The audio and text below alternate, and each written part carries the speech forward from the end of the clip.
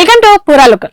యావత్ ప్రపంచ వ్యాప్తంగా మూడో ప్రపంచ యుద్ధ భయాలు వణికిస్తున్న సమయంలో ప్రకృతి మరో భయంకరమైన సంకేతాన్ని పంపింది.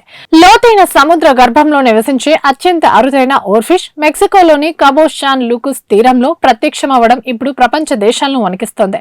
దీన్ని స్థానికులు ప్రళయ మత్స్యం అని కూడా పిలుస్తారు. ఈ చేప తీరానికి వచ్చిందంటే ఏదో ఒక పెను విపత్తు సంభవించడం ఖాయమని ప్రాచీన నమ్మకం. సరిగ్గా ఇరాన్, ఇజ్రాయెల్, అమెరికా మధ్య యుద్ధం క్లైమాక్స్ కు చేరుకున్న తరుణంలోనే ఈ వింత చేప బయటపడుతుండడం వెనుక ఏదైనా శాపగ్రస్తమైన రహస్యం ఉందా అని సోషల్ మీడియాలో చర్చలు మొదలయ్యాయి. లూకస్ బీచ్ లో సేద తీరుతున్న ఓ కుటుంబం ముందుగా ఈ చేపను గుర్తించింది. బీచ్ లో విహరిస్తుండగా నీటిలో ఏదో వెండి రంగులో మెరుస్తూ కనిపించింది. దగ్గరకు వెళ్లి చూడగా సుమారు 30 అడుగుల పొడవున్న 2 భారీ ఓర్ఫిష్లు నిరాసరమైన నీటిలో కొట్టుమిట్టాడుతుండడం చూసి వారు షాక్ కి గురయ్యారు. సాధారణంగా ఇవి సముద్ర మట్టానికి 3000 అడుగుల లోతున నివసిస్తాయి. అడపాదడపా తప్ప ఇవి మనుషులకు కనిపించడం చాలా అరుదు.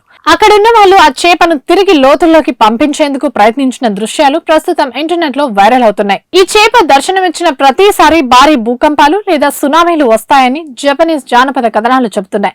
2011లో జపాన్ ను అతలాకుతలం చేసిన సునామీకి ముందు అనేక ఓర్ఫిష్లు తీరానికి కొట్టుకొచ్చాయి. గతేడాది తమిళనాడు తీరంలో కూడా ఈ చేప కనిపించినప్పుడు స్థానికులు భయానికి గురయ్యారు.